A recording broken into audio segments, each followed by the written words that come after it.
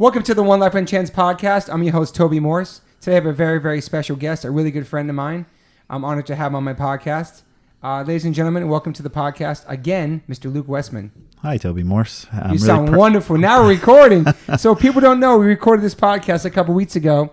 And I'm just learning as I go along. And I just realized that like one of the chords for my Focusrite was not in there. So that same day I did Kevin Seconds for 3 hours, Luke Wessman for 2 hours, and Pete Sickaball. So I have to redo all those fucking ones. I'm just learning as I go along. So fuck off, everybody. You know what I'm saying? I'm getting as I go. So we're going to repeat ourselves, but we're getting old. We do that anyway now. But the good thing about it, I learned some things about Luke last time that I could bring up right off the jump. Luke Wessman was born in Tennessee on a hippie farm. And now Luke's going to take it from there. You know what? Since I was born there, I don't know a lot about it, but from the stories I heard, wait, so am I just kind of talking about my childhood now? Is that where we're at? Like, yeah, let's get it popping. Shit, man. Everybody wants to know the Luke Wessman before the Luke Wessman. Okay, so the farm in Tennessee was where I was, where I came in onto the planet. It was a hippie farm that was started by a real famous, I don't know if the guy was just like a famous hippie or what he was, this guy Stephen Gaskin. And he started this community in Tennessee, kind of an hour or two outside of Nashville, in a place called Summertown, which is what my tattoo shop is. We'll get to that called. later. That's sick. And it was a farm and a community. It was a community where they were trying to live organically, self-sustained. And it was just like a hot spot in the 70s. It was a bunch of hippies that took buses, school buses from San Francisco, and went all the way to Tennessee and found this land and bought this property and started this organic community, commune. Before it was cool to be organic. Yeah, so full self-sustainable, solar panels, living off of what they grew and all that stuff. So from what I hear, my parents had gotten kicked out of this farm. They were there with my older brother, and they were too hippie for the hippies? They were too hippie for the hippies, for real. Wow. What I heard was my dad thought it was too structured and it was too like organized, and he didn't think it was free living enough. So he got kicked out for doing something, and they went and like hitchhiked around. And then when my mom was fully pregnant with me, they were trying to figure out where to have me. Yeah. And the farm, this hippie place, was famous for there was a famous midwife that was like the wife of Stephen Gaskin. Her name was Ina Mae Gaskin, and she was like, I think they call her like the mother of midwives. Like she was one of the OG midwives. Sick. So my mom really wanted to have me there. So they knocked on the door to go back in there, and they let them back in, and they put us up in, I guess, or they put my folks up in like a little shack in the back of this big farm. No electricity, no running water. Damn. And I remember my mom saying she was so happy. She was like, everything I needed was there. Wow. And one day I came out, she was going to the wash house, the main wash house, and didn't think she was ready to have a kid, but I just came out real quick in like 20 minutes or something. And she had me there. And then as soon as I was, I think, old enough and strong enough, my older brother, me, my mom and dad hitchhiked to California.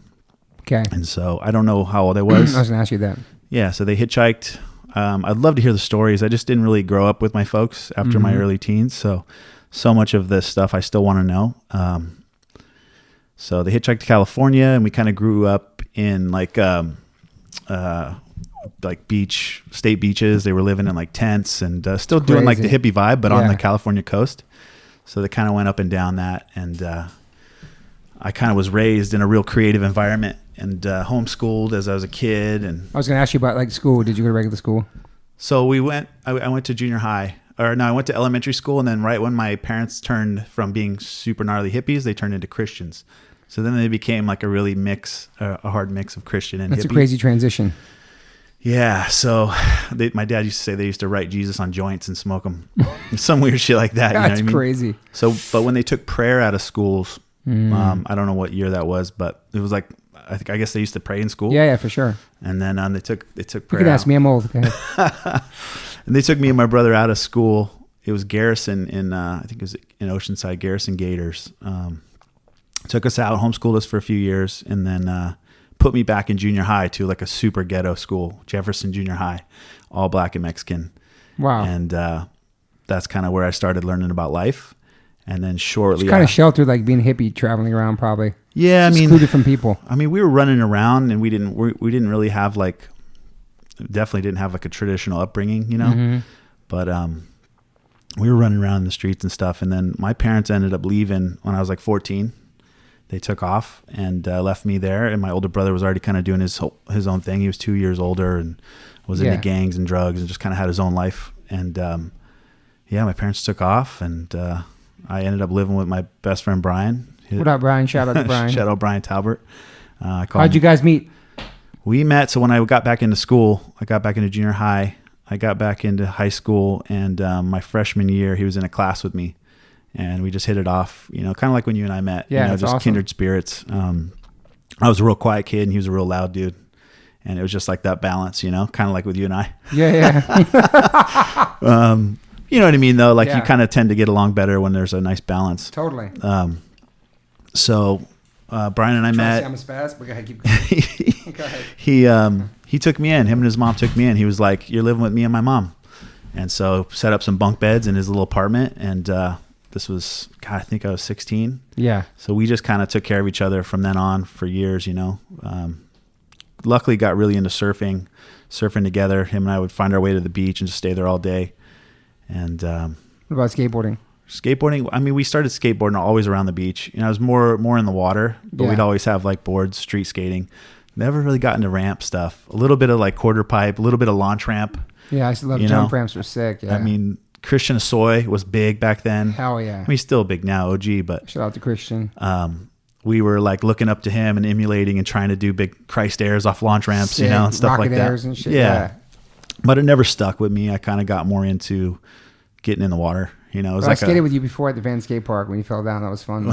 Is that when I don't know if you were there when I bruised my heel for like 6 months. No, that was after, but I did skate with you before in the bowl. I was with Shark Dog. Do you know Shark Dog from New York? Yeah. Shredder too, right? Sick skater, like a lawyer by day and a shredder, fully tattooed badass by night. And by Fridays, fuck yeah, Fridays, shout out. I love that. So a little bit of skateboarding throughout. If you grow up in Cali, I feel like you're kind of like you get a skateboard and a surfboard and then like maybe a gun and a shank. And it's like, which one are you going to use? It's true. So I used all three, or all four. That's amazing. So yeah, skating was, do you have a favorite trick back then? No, man, I still do the same tricks I did back then. I could still do like 720s on the ground. That's a 360 thing, right? Yeah. And then heel flipping and kick flipping and one foot ollies. Like, I mean, come on, man. I wasn't doing badass stuff, man. Yeah. A little bit of rails, a little bit of stairs. What about surfing? You good at surfing? Yeah.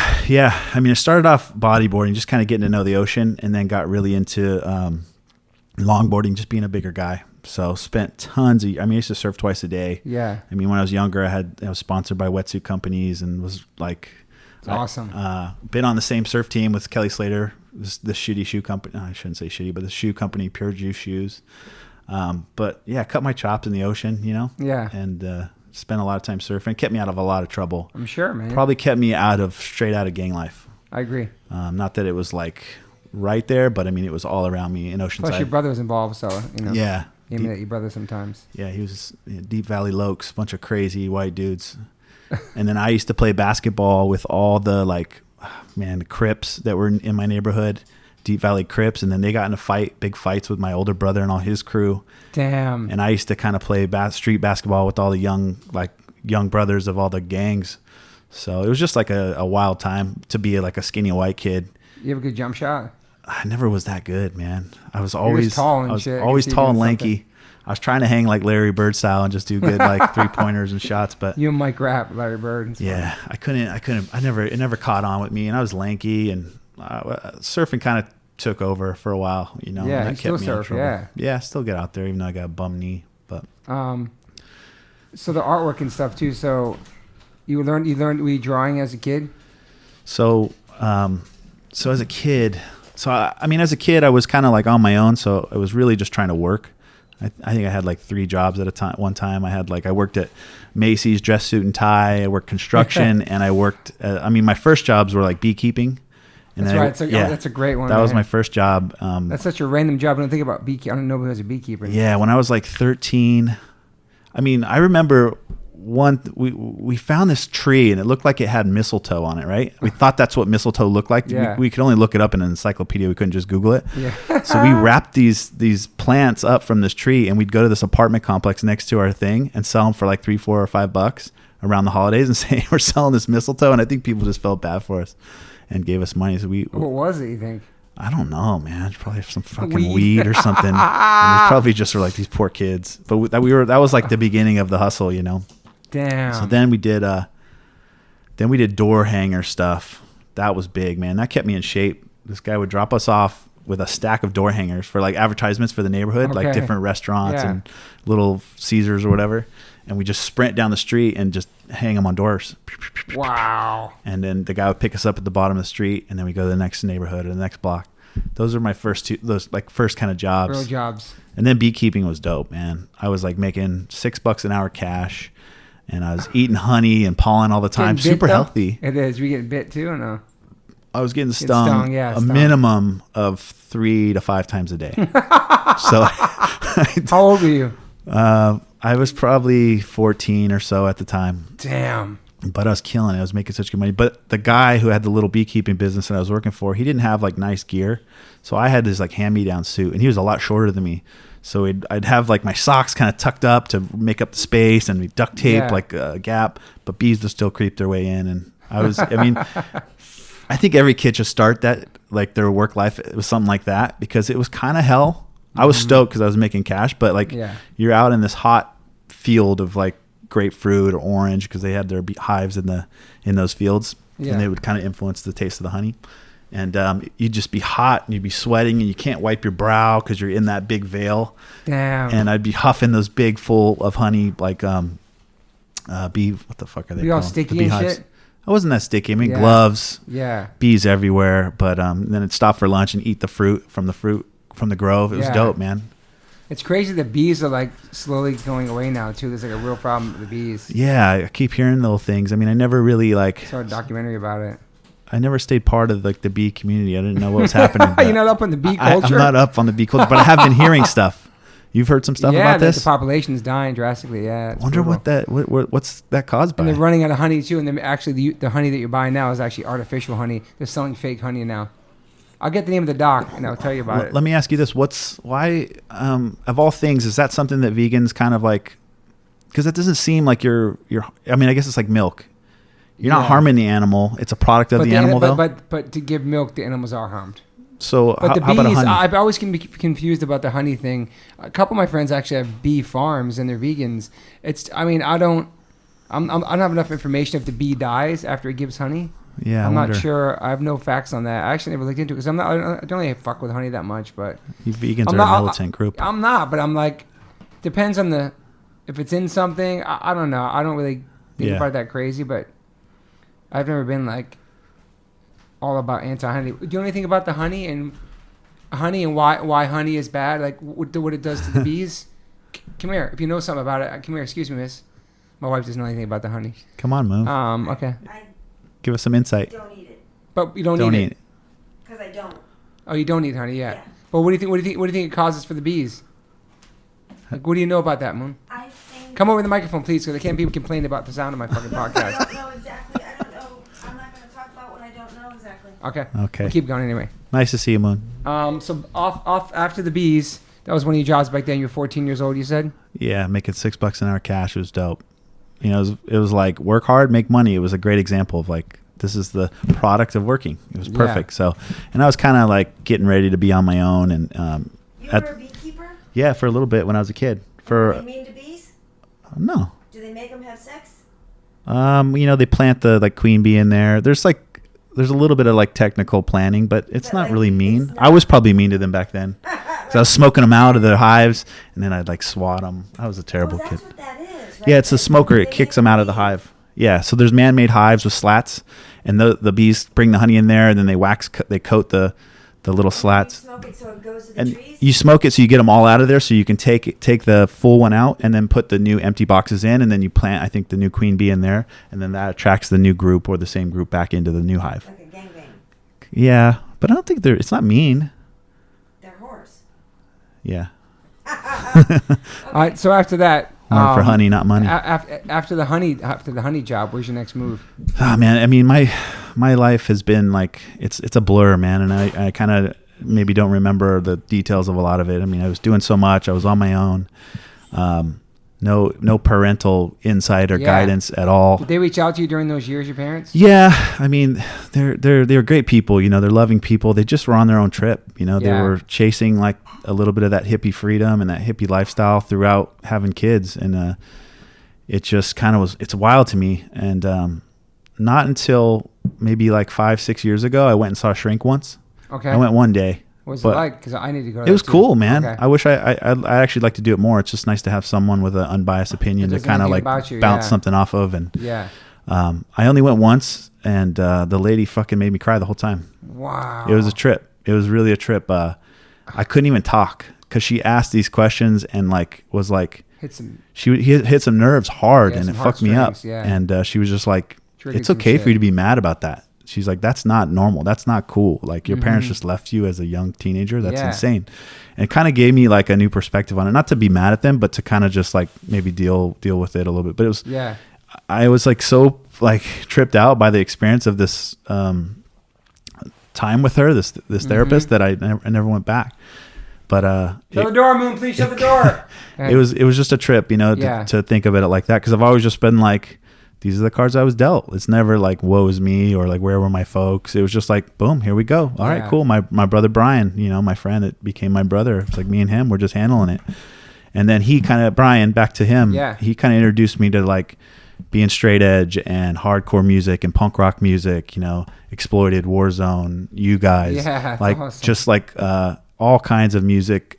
Cause I've always kind of been Hip-hop head. into hip hop hit, Yeah, you know, yeah. not like I didn't study hip hop, but I grew up in hip hop and felt hip hop. You know what I mean? Totally. Like the hustle that they were rapping about was much more on my level than I always kind of thought. Some of the punk rock was just like angry kids, you know, that were Yeah. frustrated, which was probably true, right? Totally true. Yeah, like not to diss it, but like I So think was hip hop too, Public Enemy stuff like that. Yeah, yeah. I I mean, know what you're saying though. it's a lot of music is like a release, right? Yeah. So I identified with the hip hop hustle and the struggle, and that motivated me more than where's my Pepsi or like Yeah. Suicidal or like Yeah. in those different moments of my Yeah, childhood. I just 100%. resonated more with Ja Rule the Damager, Yeah, and you know, yeah. like just different kinds of music that was speaking to me at the time, and I kind of just stuck with it my whole life. But back to Brian, I mean, he brought me to Soma, where we saw so many good bands. We'd pile up in a little Dodge Dart, and there would be 7 of us, you know, just going to Soma from Oceanside, you know, like I love that. 50-minute drive, piled in there,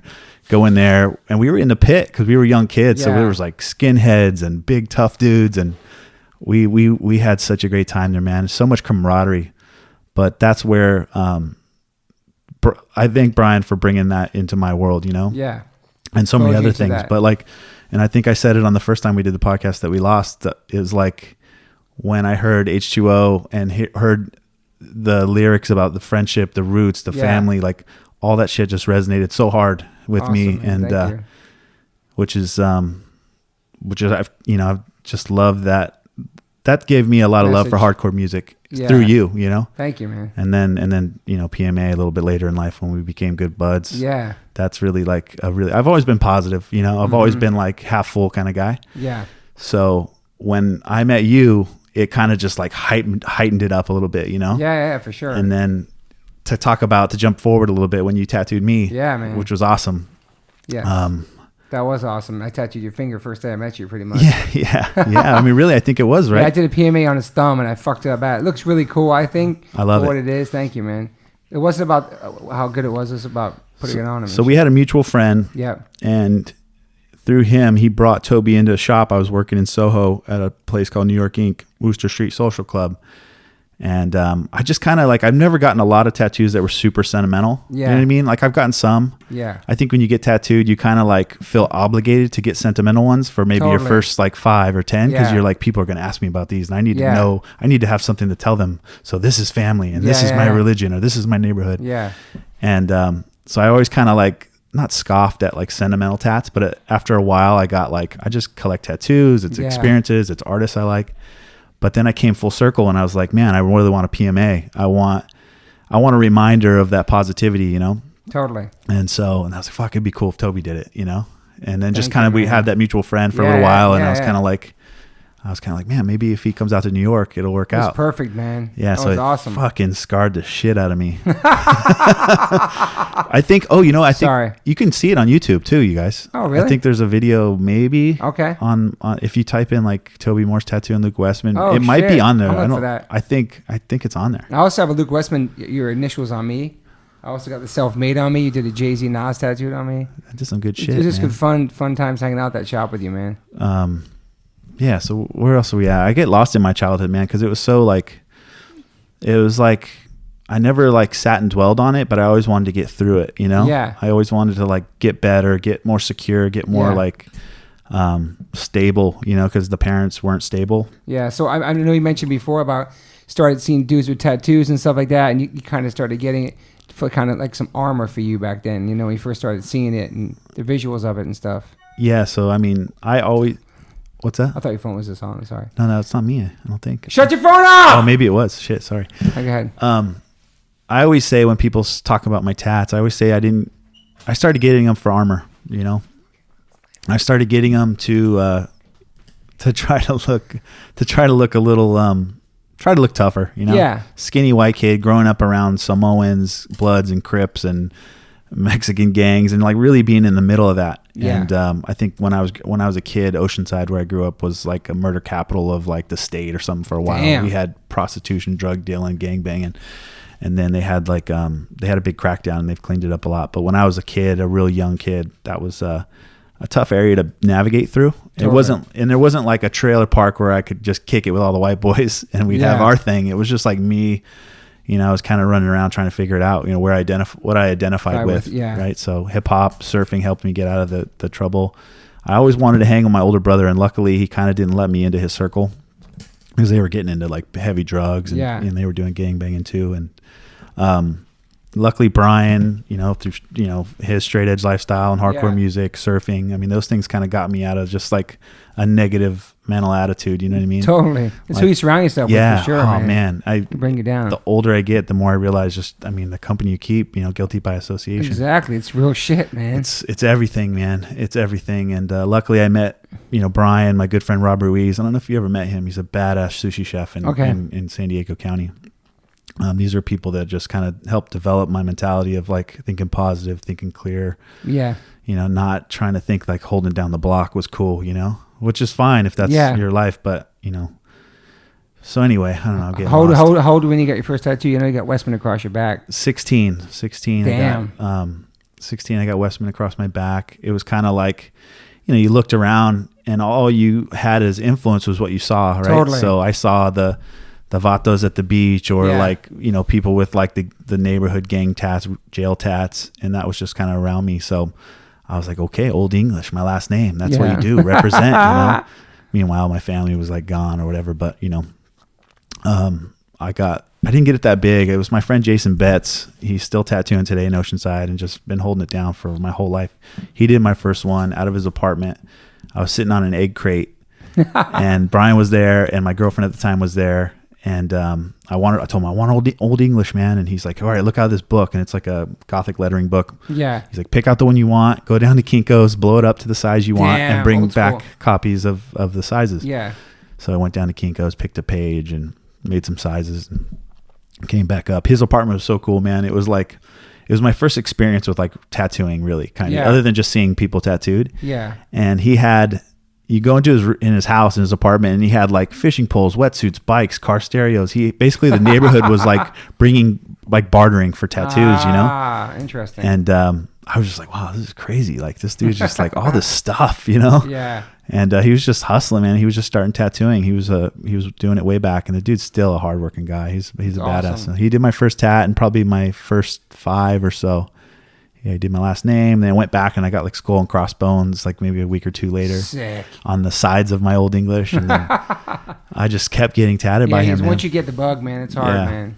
And luckily he wasn't doing like shitty work. I mean, it wasn't amazing, but yeah, I just wanted to look tough. It wasn't like I was trying to be tough, but I wanted to look tough so people wouldn't mess with you, mess with me, I mean, or at least like, it was just like armor, you know what I mean? Yeah. Like it really was armor. And what was it like that for you being young in New York? I definitely it wasn't like you said, I wasn't trying to be tough, but I'd like to express myself, and I liked having tattoos. I also like the shock value too, and like, don't fuck with me. I'm a freak. Leave me alone. I'm not one of you. You know what I mean? And people like on the subways, like, if I was wearing a wife beater in the summer, people would not want to sit next to me or take their babies away from old ladies. Wouldn't want me to give them the seats. Totally just stereotype for tattoos. For sure. 20 plus years ago, I mean, ladies were clutching their purses and holding their kids a little tighter. And, I mean, that's why I was getting them, though. I was getting them to look meaner. I was getting them to, when I walked through, the neighborhoods where I was at, I didn't want to look weak. You had to posture up. And part of that was like, hopefully, I don't know if it really helped. I fucking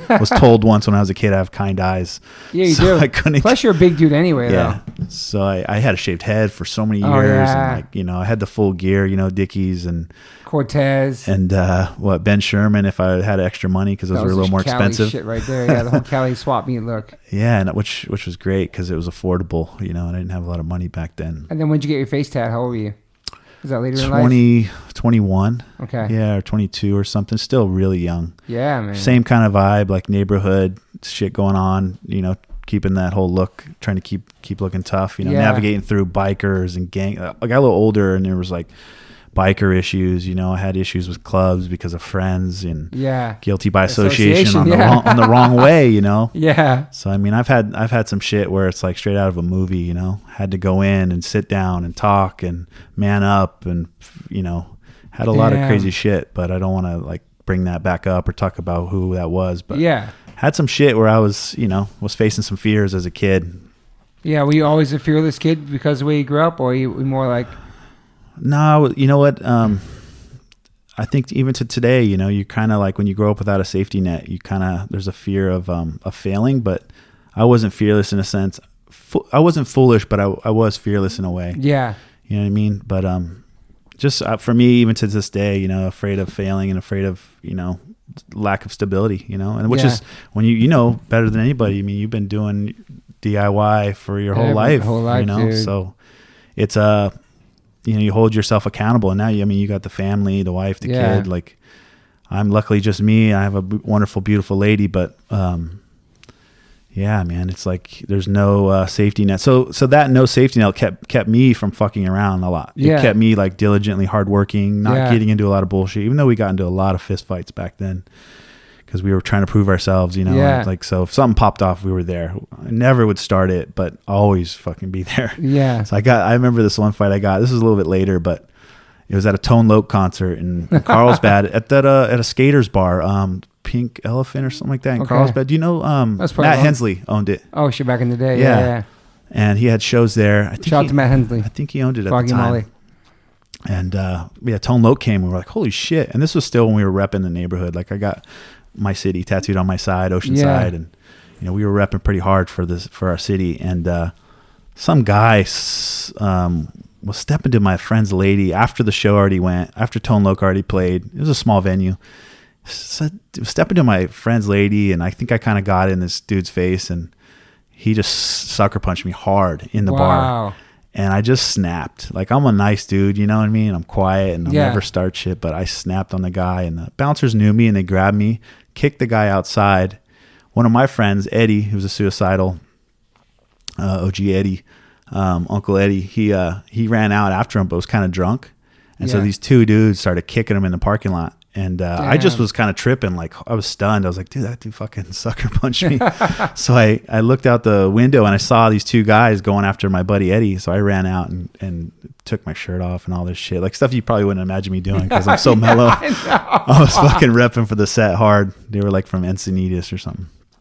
Anyway, I digress. I don't know what So then when did you start tattooing? So you got your first tattoos, you loved it, you started getting into it, you always drawing and shit. So what made you start when did you start tattooing, and what was that? So tattooing found me, aside from just trying to look tougher and navigate through where I was growing up, that guy Jason got a job at a shop called About Face in Oceanside. It was like the first shop opened up in Oceanside in, I don't know, 20, 30 years or something.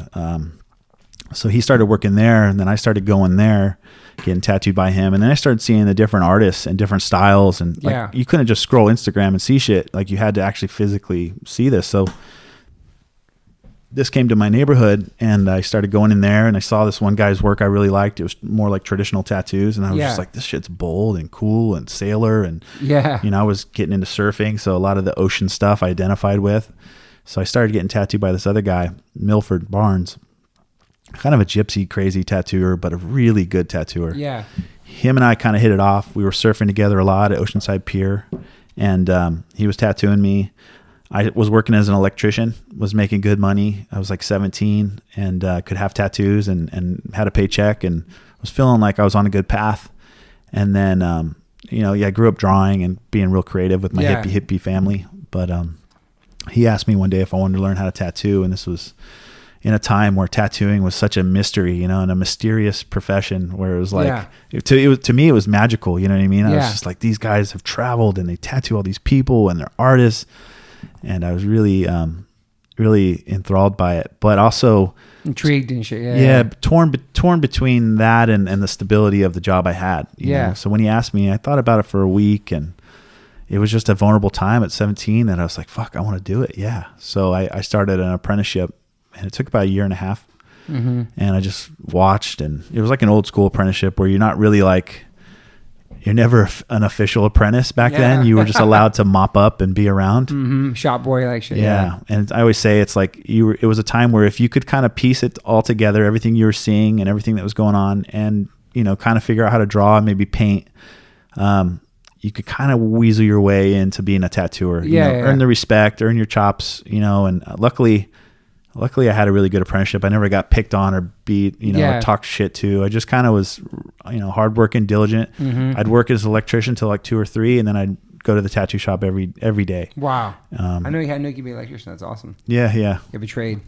Yeah, I could always go back to that, but I'll probably shock myself. I don't think I'm very good. Don't ask me to wire your house. Okay, I won't. We did big electrical stuff. We pulled cable, and we did cell phone towers for Verizon and big companies. Oh shit! I didn't know you did that, man. That's awesome. Yeah, it was dope, man. I was like making $17 an hour. I was like killing it. I was like overtime, and loved it. I worked with my friends. Brian worked there actually. Oh, he and did? His brother worked there, and a few of our other buddies. So it was a good time. It was a really good time, and so I was able to make money. And I think Brian and I were living in Oceanside. We had roommates. Awesome. We weren't paying a lot, and we were just kind of, trying to figure it out, save money. But tattooing found me and just kind of lured me in.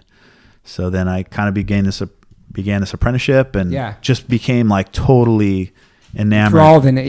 Just like loved tattooing and traditional tattooing and the history, and wanted to do right by it, and wanted to, respect it and protect it, as anything hard earned, you know what I mean? Totally. Hard earned is something that you just like, if it was hard for you to get there, you hold it more dear. 100%. So, that's why I'm about music for sure. Yeah. Like it wasn't overnight, which is why, you get a lot of grumpy old tattooers because they had such a hard time getting there where they're at, and such a long road. Yeah. You couldn't just watch a YouTube video and learn something about tattooing. Oh, it's so different now. You had to go get tattooed, watch the guy, maybe pick up a secret. Look at their portfolio in person. Try to figure it out. Yeah. Like, and it was a long road to get tattooing. And I was at the end of that, I was really, the end of the 90s was when I was kind of getting into it, but still saw it all, saw the protection, saw like, there was no free information. There was like, if you were lucky enough to work at a good shop, you'd learn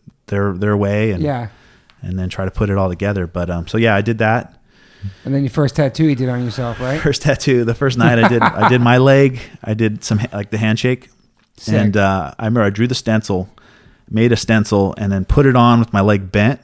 So if you straighten your leg, one hand gets small. Oh shit! I didn't know, I should have put the stencil on me standing up or my leg straight. So now it just moves a little bit. It's not too warped. That's amazing. But, so then I outlined that, and it was just exciting. I was like, fuck, like so exciting. And then I'm fucking tattooing myself.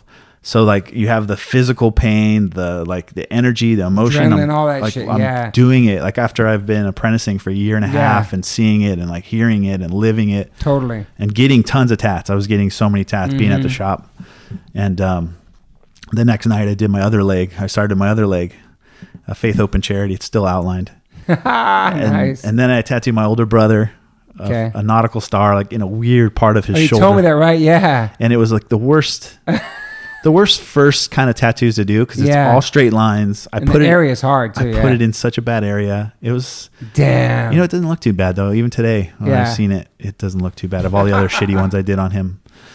So so got into it that way, man, and decided if this is what I'm gonna do. Making the jump from electrical to tattooing was really hard, you know? Yeah. The leap of faith. Like, totally. I'm going from like stability of this company finding me work and me going there every day and just working to like, I'm fucking at the shop and I got to figure out how to build a clientele. Totally. And I got to figure out how to do good work. Yeah. And, what a fucking scary moment, you know, like jumping off a cliff and like hoping you catch. As much as you want to do it, you have to make sure you're good at it too and like, have good work. Yeah. So there was you can love the crap. You have to like master it. There was no fail though. It wasn't an option. Yeah. You know? There was no option to fail. So I just, you know, good teachers around you too. Good people to watch and learn from. And, you know, Dave Gibson and, Morgan Pennypacker and Milford Barnes. And, you know, a lot of these guys that I was kind of like growing up around, seeing their work and studying their work and trying to figure out what I was doing. So once I had to do it for a living, I just gave it my all, and I still do. You know, I mean, you go up and down, inspiration wise, you know, as an artist. Totally, yeah. 20 years I've been doing it. 20 years, man. Amazing, I don't feel that old, but 20 years I've given it my life, my back, my fucking. Literally your back, man. Yeah. So got into working every day in downtown San Diego, and I won't get into some of the details of the shop situation, but ended up owning a shop really young. Nice. And Lucky's, right? Yeah. Had the shop for years with a partner, and then got asked to go to Miami Ink when they were doing the show. What year was that? Fuck, man, I don't know, 4 or 5 or something. I think, like pretty late, but I was still a young tattooer, you know. And Morgan Pennypacker had worked at Lucky's right before me, and I kind of knew him. And he knew his wife knew Ami James, the guy who started Miami Ink with all those guys. And so he called me to come out. He's like, hey, I worked at this. I'm going to work at this shop. It's really going to be busy. They are starting a TV show, and I had never traveled. I'd never really worked around other tattooers, and I was just like, fuck yeah, I'll do it. I'll come out there. So I went out and started tattooing after they would film. They'd film all day, and then the shop would kind of be open, and it was just kind of generating some buzz. Yeah. And it was just starting to pick up some energy in the community. Like, it was on Miami Beach. It's still there. Blowing up too, man. Or a TV show. Yeah, it was I mean, a pivotal changing point in tattoo culture. Changed everything.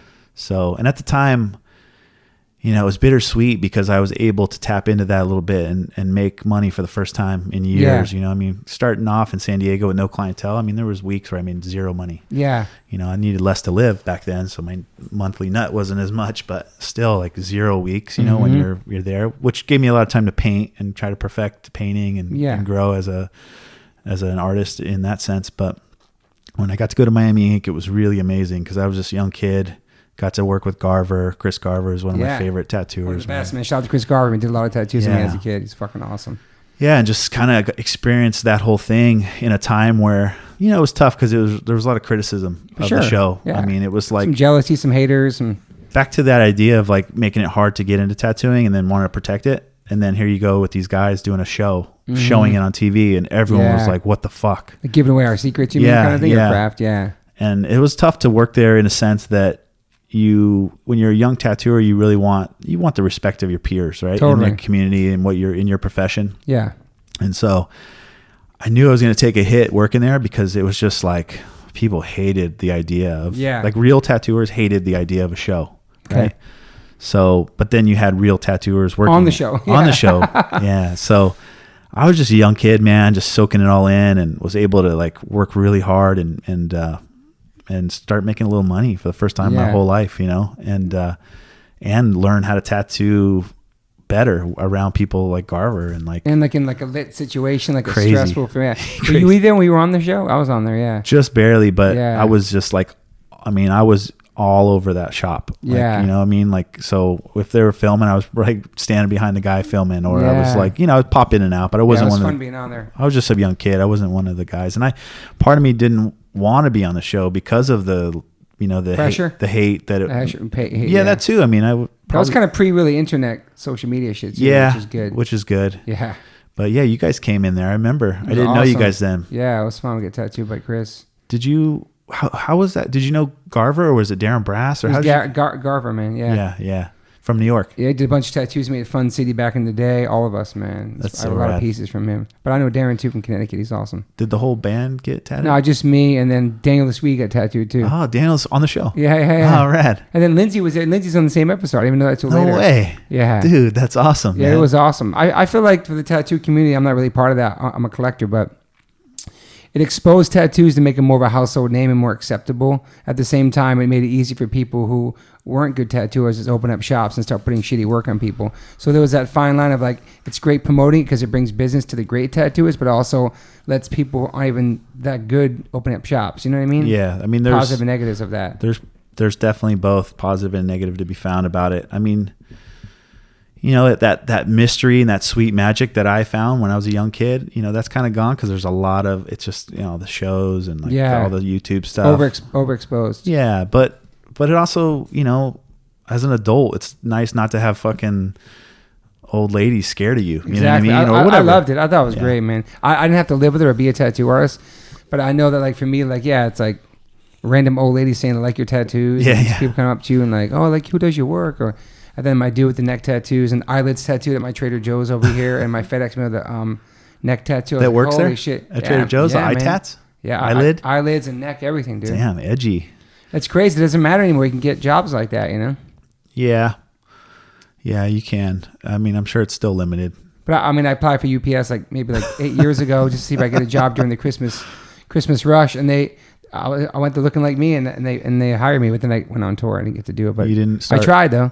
Don't be mad. UPS is hiring, but it was cool to do that and just see if I could actually get hired with tattoos on my neck. But it was pretty awesome. Yeah. So Miami Ink, I think overall, I think was a great thing for tattoo. And you get culture. to tattoo Lil Wayne or Rick Ross or something. Tell me that situation. I think. No, I didn't tattoo. I went to tattoo Lil Wayne one night. So I was in Miami. I mean, I ended up moving there and I lived there for 4.5 years, but I used to fly back and forth to San Diego before I moved there. And so I was there and I was, I think I was getting ready to move out of Miami, but my Lil Wayne's people called our shop and was like, hey, you know, Wayne wants to get tattooed. Can someone come to his studio? Yeah. And no one wanted to go. I think we were just so busy and so much going on that they were like, tell him to come down here. We're not going to go. And I was just like, I'll go. I don't care. Like, awesome. Yeah. And so he was like, cool, come to the Hit Factory at 12:30 p.m. or a.m. Like, come late. Yeah. The Hit Factory or whatever. And then I somehow rounded up Garver and my brother Brian was there. And I was like, come with me, man. I'm going to go tattoo Lil Wayne and it's going to be cool. And I just, you know, it felt good to have a crew with me too. So we went there and pulled in. It was like in the hood, but pulled into the place and I parked in a spot that was reserved for Timberland. It said on it. I was like, oh, this is cool. No, it's Timberland. Oh, Timberland. Yeah, go ahead. And we went in there and Birdman was playing pool. Sick. And we ended up kind of setting up in a little room and then just waiting for him. And his assistant kept coming out, or one of his assistants was like, hey, he's almost done, man. He's just recording or whatever. Yeah. And we're like, cool. We're, you know, chatting and hanging out and still a pretty cool scene with Birdman and everything and kind of mellow. And after a few hours, I think we all were getting kind of antsy, especially like my crew that I brought. They're like, dude, what is up? What's up with this shit? And then I think Wayne like passed out or knocked out or something. And he was like, dude, sorry. He's out. Like, we're not going to wake him or something like that happened. Damn. And I'm like, all right, dude, let's go. Like, so me and the guys left and his people were really cool. They called the next day and they were like, we're so sorry, man. Tell me how much you, I was just making noise. Sorry. Oh shit. Damn. You're good at this thing, huh? Go ahead. So what happened there was Luke's bling bling was smacking on the table. I was talking with my hands and I was banging the table and Toby was controlling the sound. He's like, don't fuck this up. Okay, so he put a stack of t-shirts underneath. Yeah, you sound wonderful though. So keep Thanks, going. man. So anyway, Lil Wayne. his people were really cool and reached out the next day and were like, sorry for wasting your time. What do we owe you? And all this stuff. That's cool. Yeah, they were cool, but never ended up tattooing him. But then my homie Duel, we ended up hooking up Duel with him. Cool. And he used to tattoo him. He's a big OG dude. He works here in LA, I think. I haven't talked to him lately. You tattooed Dolly too. That's cool. Dolly is awesome, man. He's the homie. He's been for years. I've tattooed him, and he's just been a rad dude. He loves traditional too. Likes traditional, which is rad. Sick. Which is rad for dark skin because it just shows up so much better than a lot of things. You know, it's bold, it's blocky in a lot of ways. So it it can hold and look better with dark skin. So he's on the right track. Really intelligent, rad dude. He's got a nice beard too. Shout out Dolly. Dolly. Did you do Rick Ross or not? I thought you did. I didn't do Rick. I was tattooing one day during the time that like hustling was coming out. So he was really big in Miami. Every day I'm hustling. Yeah, man. And it was like the anthem in Miami Sick for a minute. yeah. And it was in between filming shows. I think we had moved the shop. So the original Miami Ink moved a couple doors over to a little bit bigger of a space. And I remember I was tattooing one day and nobody was at the front desk. And Rick Ross came in and I was like, oh shit. Sick. And I told my client, I'm like, hold on for a second, man. Let me go talk to this dude. Took my gloves off, went down to the desk and was like, what's up, man? How can I help you?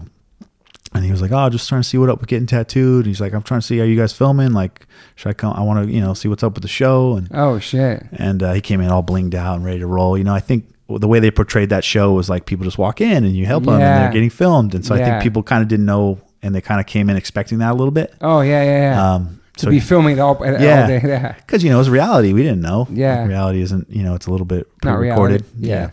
But it's, based on reality, everything. Yeah. I know that Rick Ross has a famous Stars and Straps F on his chest because that was the first company that fucked with him, gave him free clothes. So I thought that was cool that he got that tattoo. That's pretty cool. It's man. pretty awesome. Yeah, Travis has always kind of crossed over into a bunch of hip hop, punk, everything. He's always on that. I remember seeing on the cover of Source magazine when Lil Wayne was wearing the famous Stars and Straps Cadillac belt buckle, and that kind of fucking blew it up. I remember all the rappers and Outkast all rocking all that shit. It was cool. Yeah, man. So Rick wrote down his number on a big white piece of paper. I probably still have it somewhere because I thought it was so fucking cool. It said Rick Ross, and it had like his phone number. Rick Rose. So, but it wasn't. Awesome. But it wasn't actually his phone number. I called the next day because I was telling him like the filming schedule. I was like, "Look, man, they're not filming right now, but I'd love to have you on or whatever." Yeah. I'll tattoo you. Yeah, that's awesome. So when I called, it was like one of his like front men. Like it was like a number that they give like a third tier person. Like you answer these calls. But get vetted through that. Yeah, I had to get vetted. So. He represents self-made too, and that's always been your thing too. I know I have a self-made tattoo from you. Yeah. But how important is that to you? I mean, I don't know if I would call it important. Yeah, I guess it would be important, man. I mean, there was a time where I was embarrassed of being poor, being on my own. Not necessarily the fact that I was on my own, but I didn't grow up with a lot of pride. You know what I mean? Yeah. So there wasn't like a cultural pride. There wasn't like a family pride. I tried to have the family pride, but they kind of took off. So self-made for me was like, it was kind of like a checkpoint. I'm on my own. I'm going to get my shit together. Yeah, it was. Myself.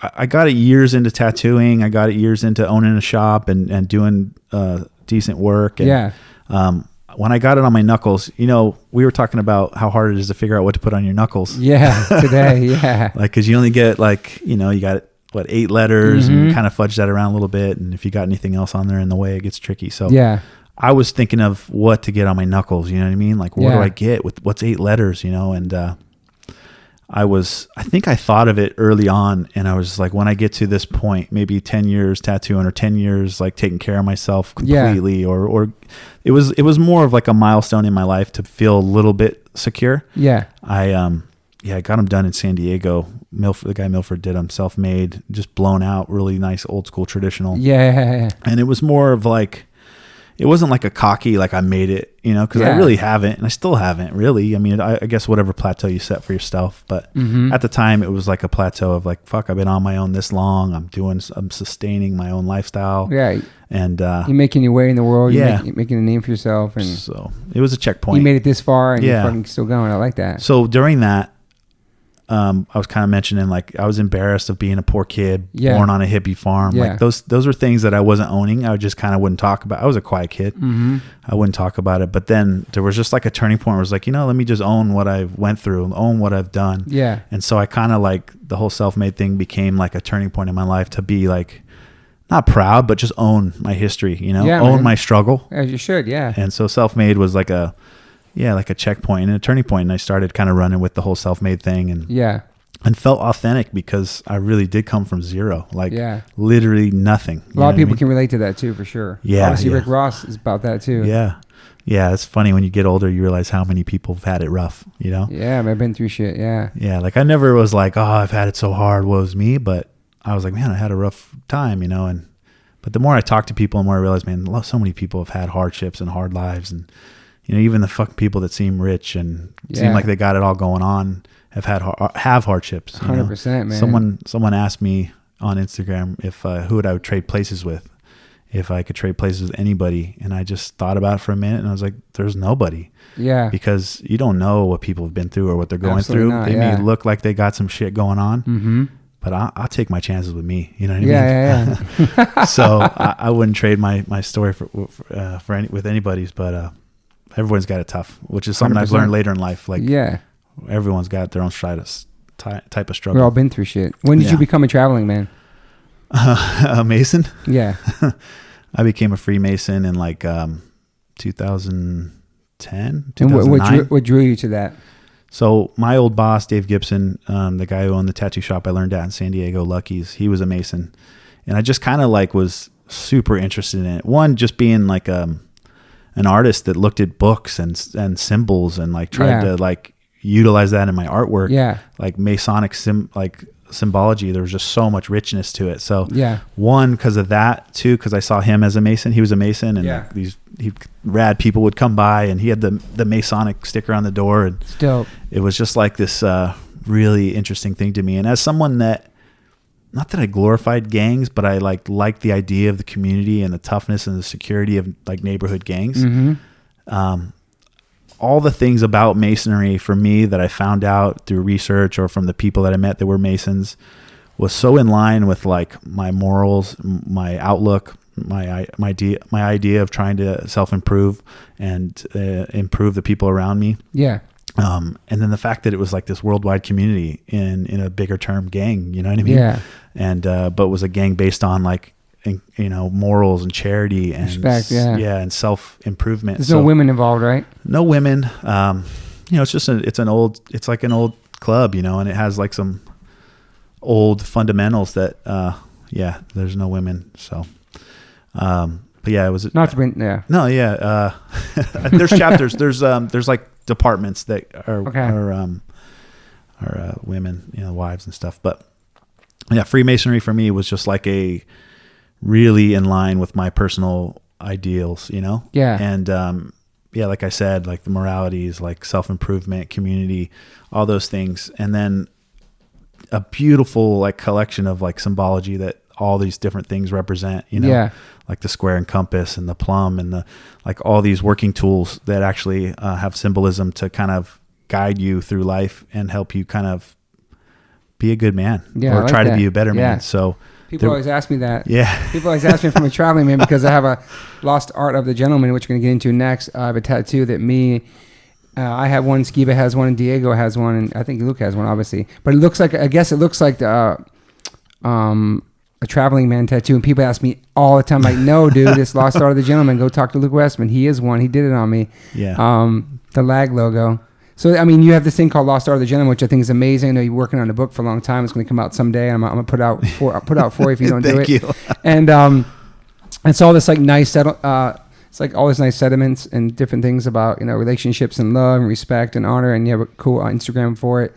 And I think it's awesome. And I think that you've always been like a styling, handsome. You're my top handsome tattoo artist. Like you, let's see, the top handsome tattoo artist. You, Tim Hendricks. They used to call him Trim Hendricks. Yeah, you, Tim Hendricks, Dan Smith, Lindsay Carmichael, the handsome tattoo artist, Juan Puente, Scott Sylvie, and they're all handsome. Silverback. Also handsome gentlemen. But back to the Lost Art of the Gentleman, I think it's really cool you do that and promote that. It's something totally positive. It's something you would not expect by a massively tattooed guy with a face tat and a gold tooth. There's a lot of stereotypes about tattoo artists and people with tattoos in general. And you're showing the softer side because you are a big fucking, regardless of what you did as a kid, I've only known you as a big teddy bear. And I know you're a sensitive man and a sweet man. And I think it's cool you promote that. Yeah. So the tattoo, I mean, I did model the logo off of a little bit of masonry, like square and compass. 100%. Because I'm getting... Yeah, so, and it's right on your neck, so it's like on blast. Maybe we should have put it in a more discreet spot. Man. They always ask me, I'm a traveling man. But I wanted people... So the Lost Art of the Gentleman thing, the tattoo especially, I wanted people that I like really felt like embodied what I believed it's about. Yeah. You know, and you're heavily a tattoo collector. So, Oh yeah, I got problems. sorry, this drink you gave me is trying to make me burp.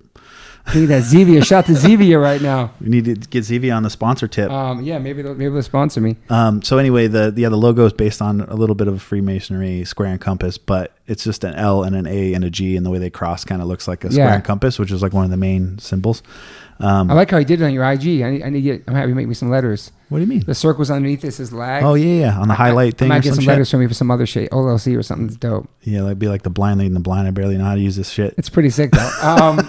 So Lost Art of the Gentleman. Yeah, so the origin was just like I was living in New York, single guy for the first time in most of my life. I've always had like long-term girlfriends, and was in my 30s, working at a good shop, making good money, saving, and was in the dating scene in New York, which was awesome.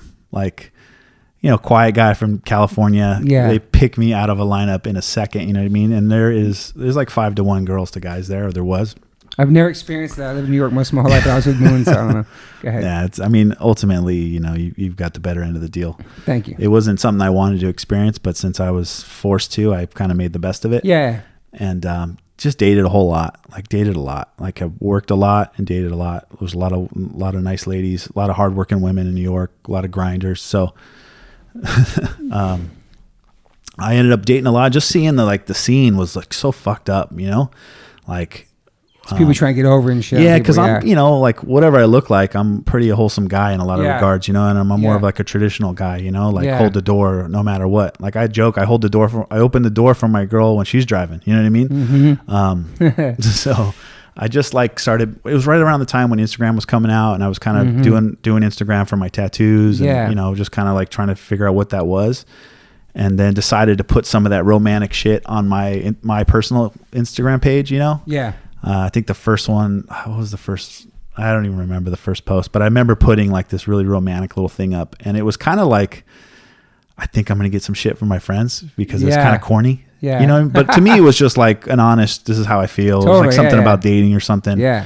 And it was right when Instagram was really growing. So I was getting a lot of traction. I was just in the right place at the right time. Yeah. You know, I was at a hot shop that had a TV show for a couple of years, New York Inc., and popped out on it a little bit, and just so all those little building blocks boosted my like people looking at my shit. So I was doing some romantic shit on my page based off of like the scene I was seeing as a person that was dating girls in New York. Yeah.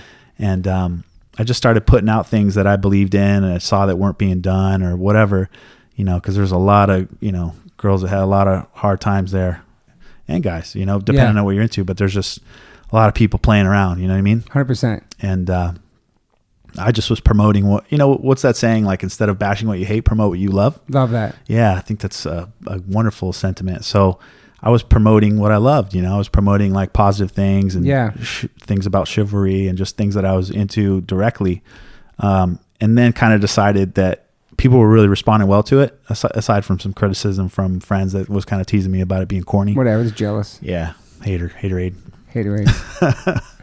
And I ended up doing like its own page, Lost Art of the Gentleman, and just promoting all this good shit. You know what I mean? Yeah. Like promoting just positivity, promoting morality, promoting like love, adulthood, and being a man, or my thoughts on it, right? Like totally not trying to save the world, but just like it was an outlet for promoting what I love. Yeah. So side by side with my regular Instagram, I was doing Lost Art of the Gentleman, and just haven't stopped. You know what I mean? Yeah.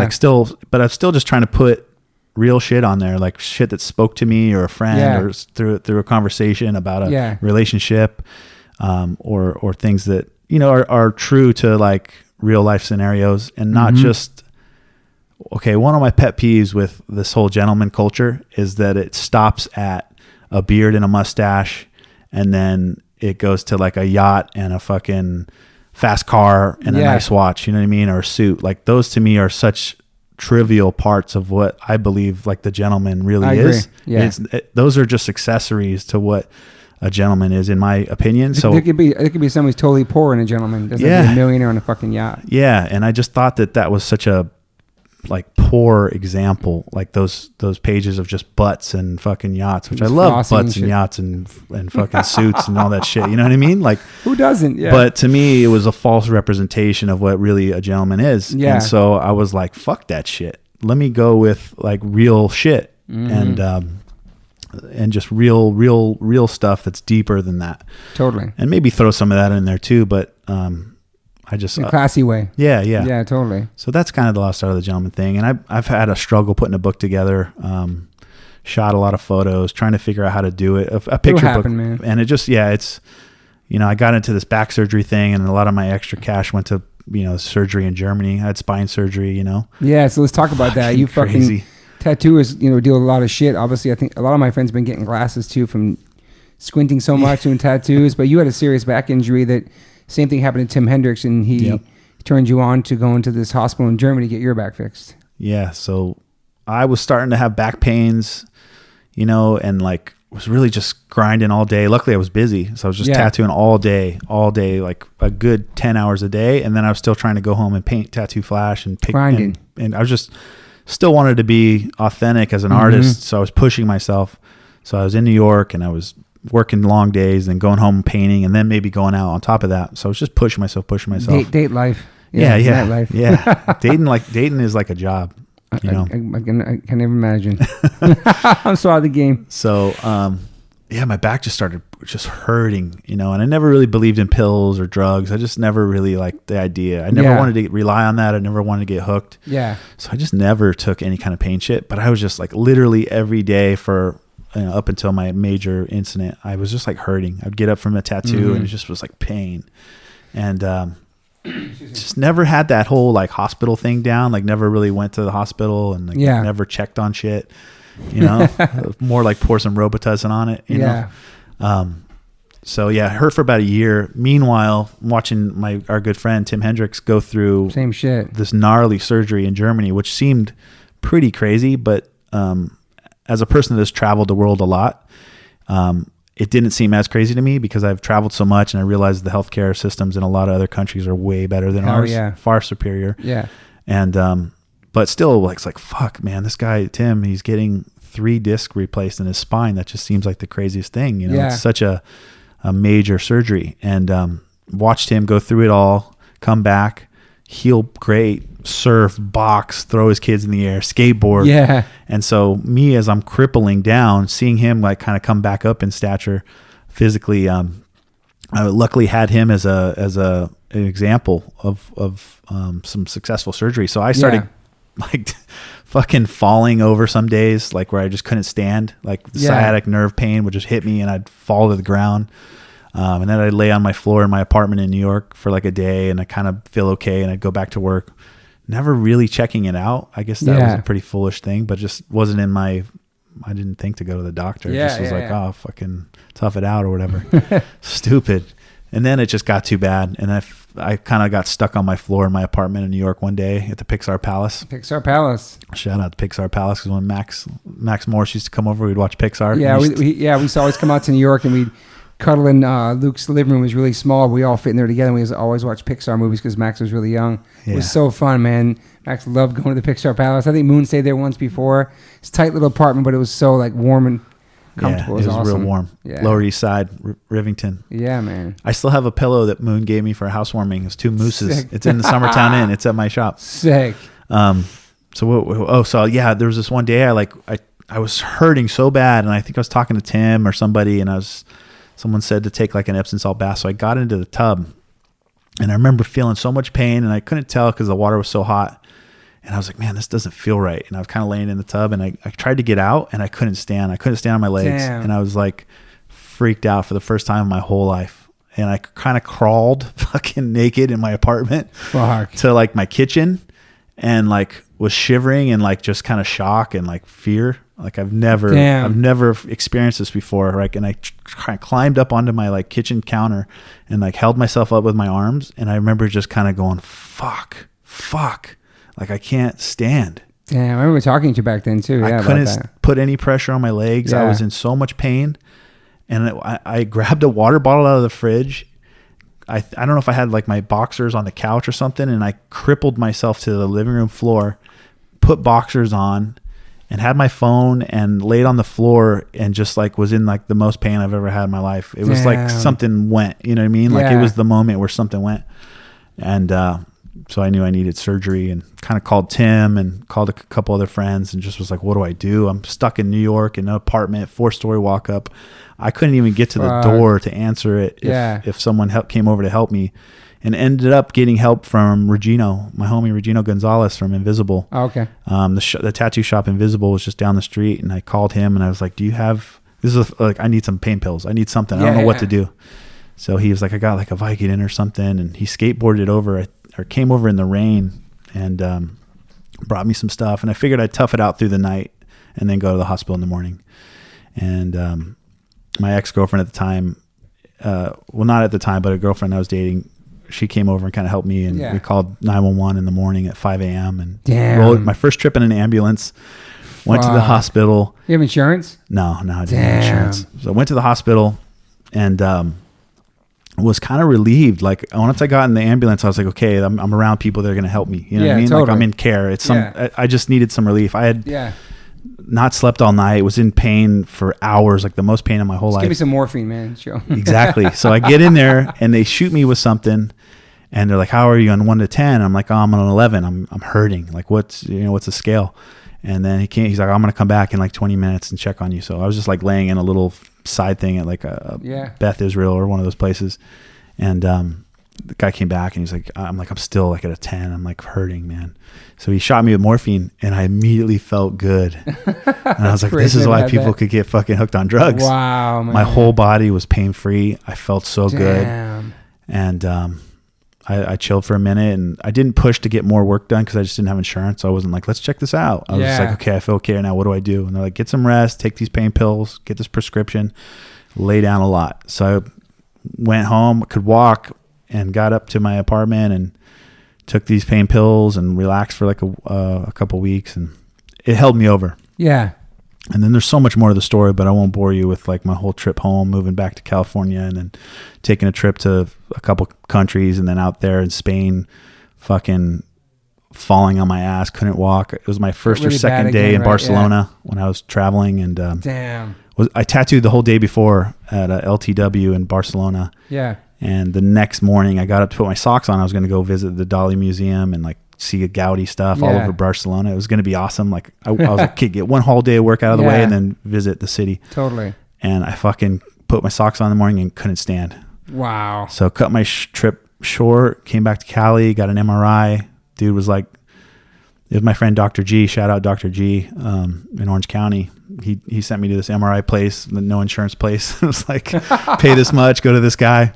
And they took my MRI. Dr. G took my MRI, looked at it, and was like, Luke, this is some serious shit, man. He's like, you got a 11 millimeter bulge. Damn. It's emergency status. If it goes any more, you could lose control of your bowel movements. A fucking tear went down my eye. And I was like, because up until that point, I kind of still thought in the back of my mind that I could like do some yoga or something and be fine. Stretch out and shit. But this was the moment where it's like, you're not falling on the floor, not being able to walk, all these moments. This was the moment that I was like, fuck, this is serious. Serious shit, yeah. So then my mind went to like, okay, Tim Hendricks, what he went through, let me get the info, let me do this. So talked to Tim. He got me this lady, Colleen, who's like a caseworker. Sent my MRIs to Germany. That's right. I remember you waiting for that. Yeah. Went out there and they were like, we can fix this, no problem. They're like, this is really fucked, but very normal. They're like, very cold about it, but like, yeah, we got it, like no problem.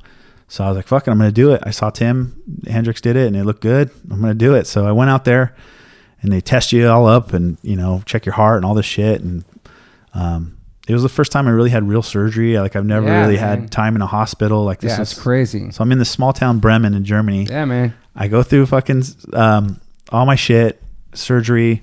It went amazing. I instantly felt the pain free after I came out of surgery. It was 45-minute surgery. They cut in through your stomach. Yeah, it's a gnarly scar too, yeah. And they take out the old disc that's beat up and they put this like, I always say it's like an Oreo cookie looking disc. Yeah.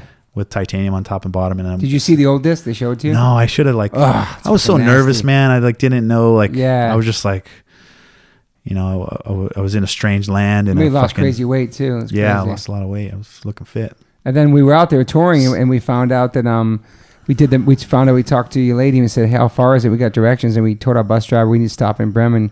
On the way to our show, we kind of drove out of the way and then we rolled up through this like grassy, woodsy area. We came around the corner. It was this old looking looked like a psych ward, creepy old German building, and she planned it so when you walked out, we came walking around the corner when a whole entire band rolled up on you. It was awesome. Yeah, such a great moment. It was a super emotional moment. We got to surprise you out there. It was fucking. Yeah, that was awesome. Did the tour. Yeah, that was. I got pictures, man. I still see them. I look at them once in a while. It was like so rad. And that was after my surgery, after a week of recovery. So I was just kind of like there. I was talking to people that were just coming in for their surgeries. And then when you guys walked around the corner, I was just like, fuck, man. Such perfect time. We get to go see you out there. It was a pretty amazing moment. It meant so much, man. It meant so much. It still does, you know That's what I mean? awesome. And then that same day, Rusty fired the bus driver around the corner in the parking lot. Wasn't he falling asleep on the road or something? Yeah, he was a sketchy driver. And like, that was a fun. I was like, listen, let's just go see Luke. And after this, we'll fire him. And after that, Rusty's like, hey, man, it's time for you to go, man.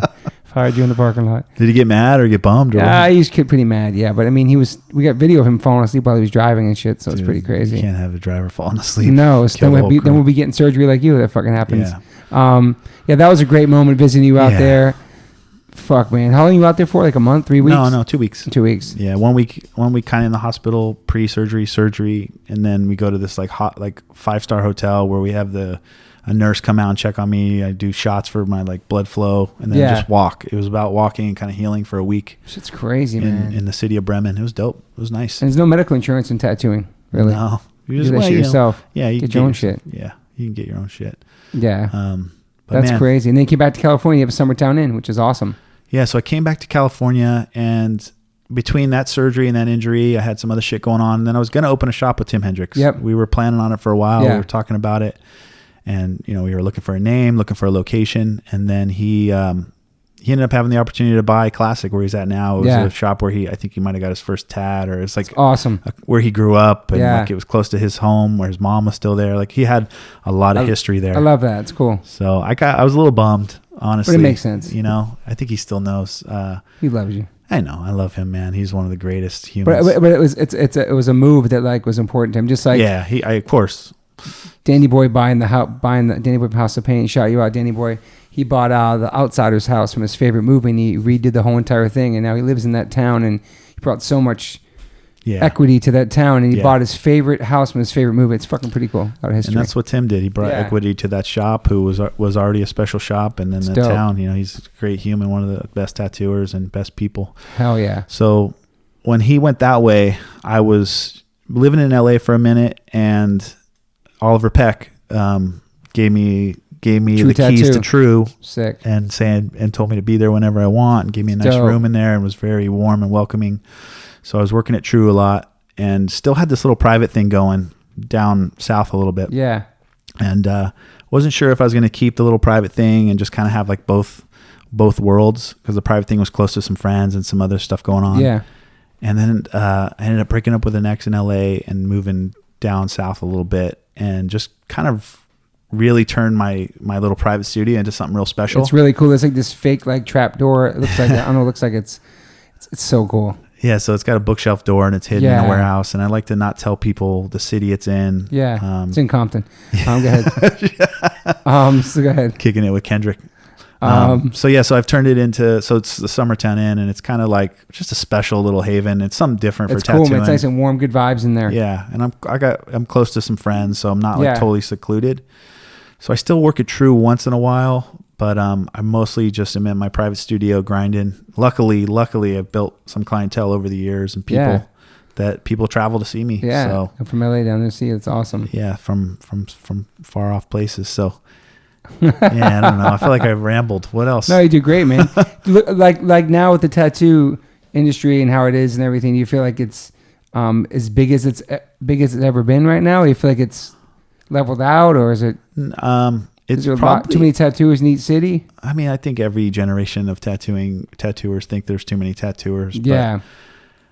But, I think that it's probably the biggest it's ever been. Yeah. I think a lot of people are seeing it as an industry and not just like this special secret profession. 100%. So you got young kids coming in and really looking at it more business minded. Yeah. And whereas, and in a sad way, how to exploit it, you know what I mean? Yeah. Because they didn't have the hardship and didn't have that hard teaching of like Agreed. how Same thing in music too. Yeah, sure. Yeah. So, and I'm not one to sit around and complain. I don't give a fuck. I don't even half the time consider myself part of the tattoo community. Just, everyone's doing their own thing. Yeah. And there's a lot of cattiness, and I just never wanted to be a part of it. So I hold on to the good guys. I hold on to the people that are wonderful, like PMA people, like Lindsay Carmichael and Tim, man. And so many good people across the board. But I don't throw myself into the culture and complain about where it's going or where it's not going. Yeah. But you do agree that getting face tattoos and hand tattoos first is not really a smart move. Yeah. I mean, that's part of maybe my stubborn upbringing. But, 2 reasons I always say about face tats, right? It's the rite of passage, which is a big one. And then, job stopper. So those are the 2 reasons that I would say. And one is, rite of passage, you kind of like work your way to these really visible spots. Totally. It's like a rite of passage. So, yeah. If you are walking around with your neck and hand tattoos, originally you think, oh, fuck, that person's heavily tattooed. Yeah. But now you see someone with their shirt off and they just have their hands and neck.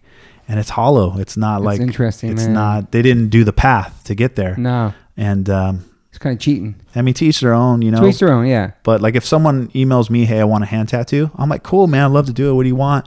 By the way, do you have at least full sleeves, or where you at with your Yeah. Because I like to kind of hold that line. And I think a lot of people are letting it go. You know what I mean? Yeah. I like that one. I think it was here in LA. The girl that got the Drake tattoo got the Drake on her forehead, man. Like that to me is like the epitome example of a tattooer not doing his job. It's not a tattooer doing his job and just being She could have been going through some mental illness for sure, man. Yeah, because part of a tattooer's job is, it's some small part, save people from themselves. Save them from, because you hold the power. You're going to ink them for life. Yeah, it's not about money, man. So, but yeah, face tats are all over the place now, man. It makes me like, it's insane. Like you see people, I seen pictures of some rapper the other day, had his shirt off and he just had his neck, his face, and his hands, was nothing on his body. I wonder if they know, you know what I mean? Cause like I won't maybe not do it, but I'll do my best to educate them first. Yeah. And be like, this is why, man, like this is not cool. Or this is, in some circles, you're going to look like a sucker. Mm-hmm. If you're cool with that, and knowing that, you're aware. Yeah. And maybe like only a quarter of the circle, people are going to look at you and think you're a poser. Yeah. And if that's cool with you, then maybe we'll do it. That's cool. But I want you to know that you're not going to look official. Yeah. No, I like that. People used to call it the Warped Tour bodysuit, or you're wearing like scarf and mittens. Yeah. It was crazy when it started happening. I originally like seeing Lil Wayne getting face tats and stuff. And then that became part of hip hop for sure, man. It's an example of where like, general culture is, though. It's kind of hollow, right? Mm-hmm. In general, like we used to have to answer to the things we did, and we had to prove why we have certain things, or earn that shit. Yeah, so showing a neck tat in the past was like, this guy's heavily tattooed. Yeah, 100%. Anyway, I don't want to get on that tip. You know what I mean? Yeah, we're not trying to be like bitter or angry about it. It's just so interesting because we never seen it like that. Just having a tattoo in general was shocking, let alone on your face. And now it's not shocking anymore is the point. Yeah. And now it's normal for so many young kids to be getting face tats, and it's crazy, man. It's just so that you go back to that, like people used to say, what are you going to do when you're old? And I always say, what are you going to do when you're young? Like if you got your game tight and you are like got fuck you money, or you got this sick career, trust fund, and you're a real rock star, then maybe it's cool because you made it. Respect. But if you're just like think tattooing's cool right now, and you get some face tats and some head tats, it's like an accessory for some people. Yeah, if you got that accessory but you don't have your game tight, then maybe you're doing it right. Like Travis, he got his face tatted, but homeboy's got his game tight. 100%. So ain't nobody saying shit. Man. Yeah. But if you're like still working, it's like, what are you gonna do when you're young, man? Make sure you. Yeah. Whatever. But you know what? Also, you could get one when you're young and say like, hey, I'm getting a job stopper now because I'm determined to make it. Yeah. And do something I love. It's also where you can kind of push yourself. Like, I'm getting this because I'm never working, because I believe in myself, and no matter what I do, I'm going to be successful in something else that allows me to have a face tat. Yeah. That kind of sets you up to like really work hard. Yeah. That's in a sense. Push yourself. How much time we got? We're killing it, man. Go ahead, man. What are we at right now? Can you say? Yeah, what's up? No, keep talking, bro. Keep rocking. What are you gonna say? I don't know. I just don't know. I feel like I've talked too much, but I mean, no, man. What else? Do you see yourself being a dad? You want to be a dad someday? I do, man, but it's a touchy subject. I got a lot of work to do to be stable enough to kind of like try to push for that. Yeah. Because you'd be a good dad, though. I mean, right now I'm not. I've been worried about it a lot, and I'm getting a little older. So Yeah. I'm trying not to worry about it. I'm trying to live now. He just turned 40. Happy 40th. Thank you. Thank you. That was a fun party. It was I'm awesome. trying to be fit for 40. I never seen Luke drunk before. I've known him for a million years. I've seen him buzzed a little bit. He was so cute and so drunk at his birthday party, man. It was just so... I've never seen that. It was so fun, man. I get real huggy and appreciative for sure. Well, here's the thing. You're I don't you're like... a huggy drug. I don't... Drunk huggy. Wait, I don't know. Whatever. You don't see me drunk much ever. You know what I mean? No, Because I've dude. never been the kind of person to... I can't act a fool, man. I never had anybody to like back me up if I go to jail or, you know, do something stupid. Like so I've kept myself. And also now, I mean, I don't know. I got a lot of good influences that aren't big drinkers. So like you and Brian Talbert and like a lot of my straight edge family. Can I say that? If I'm not straight edge, I feel like I've been a part of 100%. You've been inspired by it. Yeah. So, but my idea with my 40th was I really wanted to be surrounded by some of the friends I've made over the years, even though I kind of live in an area in a town where I don't have a lot of my close friends there. Yeah. But I've made amazing friends from the east to west coast, out of the country. Totally. So I invited all my like wonderful friends and people I really loved and respected. And I mean, 100 of the best came out and supported me. And then you get like this. It's like when you have a party at your house and you're too busy working to enjoy it. Yeah. I kind of wanted to be a little buzzed so I wouldn't stress out about not giving every friend the right amount of time. Yeah. I just wanted to kind of be in it. And for me, I was in a safe place with a lot of great friends. So I drank a couple extras, you know. I love that. It was awesome, man. Shout out to my girlfriend and her parents for putting that party together and making that 40 so memorable. It was amazing. So much love, man. Yeah, man. Good vibes out Bobby there. Hundreds out there and Ryan Hurley and good Rusty. Crew, man. Yeah, man. Mackie and Moon Mizzle, Max Mizzle. So many wonderful. Hendrix. Yeah. Brian, it was good vibes, man. And Anthony flew out. That was nice. Yeah, young Anthony, good peeps, man. Action, not words. He's great. Yeah, man. So anyway, you don't see me drunk much, maybe once a year or something. I try to keep it cool. Never act a fool. Even though when I'm drunk, I'm not that foolish. Yeah. Just, get loving. And I like how you also have fashion in your shit too. It's like not just about tattoos. Like you post selfies and you post pictures of yourself like dressed up to the nine, doing cool things and doing different events with tattooing. Yeah. I like that. I've not just being in one little like bubble of it, you know? So you've inspired me in so many ways as a friend. And one of the things is just like the way you speak at schools to kids. Yeah. Like being a quiet introvert growing up and kind of like just watching you and learning through that. Yeah. I had an opportunity to speak at a high school in Long Island. That's right. And went and, kind of opened up this world of being able to like talk. It's way different talking in a whole crowd than, I don't know, like I'm not as nervous as I thought I would be, you know what I mean? Yeah. But part of my whole shit is just do things that would scare me and face my fear type shit. So totally did the school, it was a graduating art class at a school in Long Island. And, that led me to a friend of mine invited me to speak in Austria in a big ass convention. It's fucking awesome. Remember you did that, man. Yeah. And I think I called you a bunch asking you about it because I was nervous. Tips. Yeah, that's huge. And, so I don't know where I'm going with that, but just, How many places you speak at already? Only like 3. Still cool though. It's nerve wracking, but once you do it, it feels great right after. It feels awesome. For someone like me and to like be full of self-doubt, like do I have some shit to really say? I'm like that too. I'm very insecure when I go up on stage. I usually have to go to the bathroom and stuff, but once I'm up there I feel in my element. But I always get nervous about the crowd or this and that. I worry too much about little things, but then once you do it, you feel good. You're so natural up there, man. But thank you, man. You wouldn't know if I'm shitting my pants. Which my point was, one of the things I spoke about was just kind of saying yes to opportunity. Yeah. Like I put together this like little deck of like things. It was like a self-made story kind of thing. Yeah. And, saying yes to opportunity in tattooing in my personal life have led me to do some crazy cool shit. Yeah. I've never like had a manager to get me work or do all this other shit. I'm a tattooer. That's my main thing. But I mean, I've had these crazy opportunities to work with like Hermes and fucking Chevy and like crazy shit that like I never would have thought of. But I also... You think that would have happened if there wasn't TV shows showing that tattoos are okay? Yeah. I mean...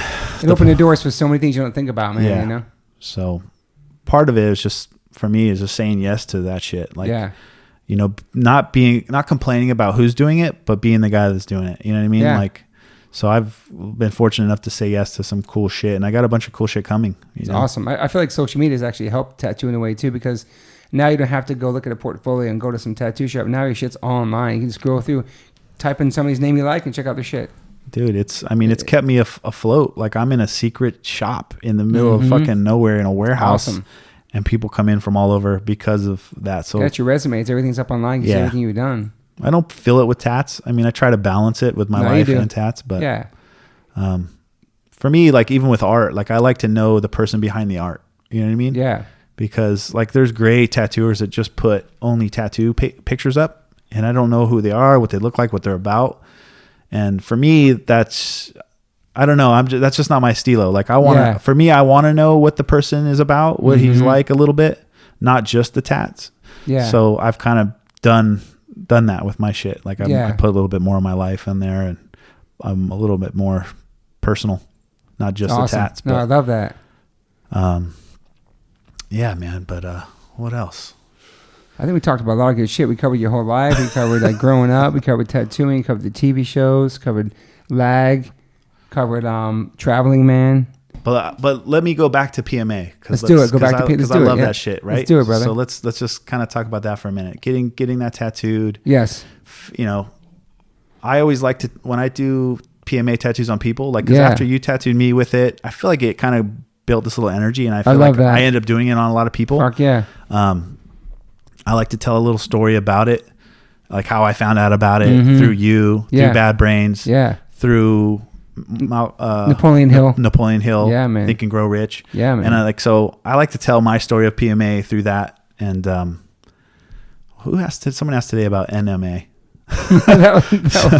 Dom was like, is there such thing as that or something? I think the real ignorant misconception about PMA and people that push it is that they're just goofy happy all the time, or they like are like that. So I just want to let's talk about that for a sec. Like it's an idea, right? To turn a negative situation into a positive. It's 100%. It's a struggle every day. It's a struggle. It's perfect. Yeah. It's not like we're fucking happy dudes. I don't wake up skipping through my backyard like everything's great. Life is wonderful. I got flowers in my hand like a fucking Stay Free tampon commercial running through a field. It's not like that. Obviously, I'm happy. I get to do what I love. I have an awesome wife and kid. But the world's fucked up and the president's fucked up. There's all kinds of negative energy. But if you focus on your shit, spread positive messages, exercise, do something to clear your mind every day, and focus on the good shit you have, that's what it is to me. Yeah, exactly. You know what I mean? Like, it's a constant reminder. Like my tattoo is a constant reminder to think positive through something. 100%. That's why me, you all got middle fingers. Yeah. Me, Rappaport, CM Punk. Yeah. I got that middle finger. So like before you flick somebody off, think about it. Is it really worth it to get in an argument or have some road rage over somebody fucking not turning fast enough for you and flipping on them? Look at your finger like, okay, just keep it positive, man. It's not fucking worth it. People don't think before they use their... I think it's a guard on your consciousness. Totally. You know what I mean? Yeah. Like it's a guard on your consciousness to kind of put out that positivity, you know, and you put out there, comes back to you tenfold. You put out negative energy, it comes back and bites you in the ass 100%. I feel like anytime I'm with you, when we're out, it's just like there's a force field of going out. It's a magnetic force. Like today was sick. Yeah, exactly cool. Like today, you know, like it's good vibes. It's just fucking, it's magnetic, bro. So I love it. I think the people that make fun of it, obviously they're dealing with their own shit, and if they maybe just focus on the bright things in life, it'll be better for them. I feel like, I don't know. I don't see how people can hate on somebody that's positive and somebody that's happy and having a good life. Obviously, they could be jealous, but. It takes more energy to be negative and bitter and jealous and hate than it does to be love and positive. You know what I mean? Be compassionate. So let me take this moment to say like how much I appreciate you as a friend. Thank you, bro. I love you, man. Let's get PMA for a second. Like I know a lot of people. I sit down with tons of people. We've traveled. We do all kinds of shit. Totally. I'm sitting with clients all day long for the last 20 years. You're one of the best people I ever met, man. Thank you, man. I mean, the most positive, the best friend. Thank you, man. Like the awareness of friendship, the consciousness, and I just want to give you a shout out on your podcast. Thank you, man. Thank you. I love you. I feel like a lot of people share that sentiment. You know what I mean? But thank you, man. I want you to know that I see that, and I'm very honored by our friendship. Me too, brother. Very honored. We met for a reason. It's awesome. I'm so proud when I come to your house and your fucking son gives me a hug and is like, "What up, uncle?" You know what I mean? Yeah. That to me is like success. That's awesome, man. Thank you, bro. I appreciate you, man. I appreciate you having me. You're part of the family, man. On this podcast, and of course, we get to go. You went to South America with us. That was so fun. Yeah, Bogota. Where else you go with us? Did you do a South America tour or no? Or the whole thing. Brazil. Was that the same tour or a different tour? Yeah. Yeah, I hopped on a couple of tours. Bogota was cool. Remember when we ran out of the hotel and the guy came out after us and was like, don't go that way. Just go this way. Stay on the main path. Yeah, be safe. Because there's some shady shit going on. Yeah, dude. That was cool. And then I ended was up great. tattooing at some weird little shop. You did. It was so dope. You did. That was I think it was one show we did there or something maybe. Brian was with us too. It was awesome. Yeah. What city was that? Had you take your shirt off on stage. It was cool. Yeah. That was dope. That was a big crowd, huh? Yeah, man. It was awesome. You were towering over people. It was awesome. And then Bogota was dope, man. Yeah, man. Great shows over there. That was like the most energy. I mean, I've been to a few shows now. Yeah. Like a good amount. But Bogota was pretty gnarly. There was dudes like hanging off the rafters. It was legit crazy, man. Packed. It looked like the prison cell, like American Me. Like everybody hanging off. It really did, dude. So amazing, man. So inspiring. That's when you were doing like hand plants upstairs before you went on stage. Handstand things, yeah. Fuck, I gotta work on those again. I don't even yoga. Those power handstands.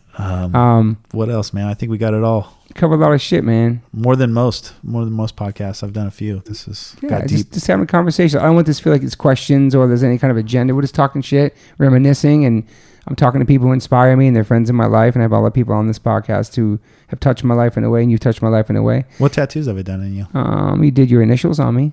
Thanks, man. Did the Jay-Z on me. Did you tattoo me? Oh, you did. My PMA. Man. What am I talking about? Did the self-made on my shoulders. I love that. Yeah. Did some writing on me. Did a bunch of shit on me, that cover up with the rose. That was just kind of rough area. You know what? I was always bummed. You gave Dan Smith a lot of nice areas on your body, like the thighs, like nice white pieces, and you gave me like some shitty cover up areas. Sorry, the white skin on my legs. Maybe not as good of a friend as I thought. Be quiet. There was something up with that ink too. I got all fucked up. That was crazy. What? No, remember the original The Rose had fucked up. Remember? That was crazy. Man. Yeah. We had some other shit on my body that we did on me too on the sides. We did some other on the ribs over here too. Did Jay-Z's people ever see those hands? Yeah. Just recently, that's on Rock Nation. My people, Jay Brown, he saw the hands. It was cool. That's tight. The Jay-Z Nas tattoo, the lag tattoo. Yeah. So some of the important ones. Hell yeah, man. I appreciate you, all the stuff you've done in your life and you accomplished. I'm proud of you. You came a long way through all your life growing up, and parents in and out of your life and not being there, and struggles in the streets and all that, man. And now you're here and you're alive. You look great. This guy's a handsome motherfucker, never going bald. Good smile. He's training now, eating better now. He's on some trying to be on some plant-based shit. Yeah, Respect. I tap into it. I'm trying to secretly do it. I don't want to promote it if I'm not really about it, but whenever I can, I'll try to eat vegan and plant-based. Yeah, just trying to work it out, man. Trying to do good. I miss you up here at Runyon Canyon, man. You're part of the Runyon crew, man. OG Runyon, OG Soul Cycle Pixie crew. Everywhere, man. OG Backyard Bowls, every restaurant, Beverly Hills Juice. Crossroad crew. Yeah, we used to be neighbors. They were down the street. It was crazy, man. Yeah, that was great. And I did see you a lot. A lot of times when you live by I drive by a house now. I get sad when I head to town. Oh, Luke used to live there. I told that somebody else the other day. I go, Luke used to live there. Oh, Christina, I showed her that. It was cool. Oh, sick. Shout out Christina. She's awesome. Dope. Yeah, man. Well, thank you for your time, Luke, and I'm glad we recorded this one correctly. It sounds wonderful. You sound wonderful. You look wonderful. We'll do it again if we need to. Look at Luke Wessman for Instagram and Twitter. Lost Art of the Gentleman on Instagram. Yeah. Anything else you're promoting?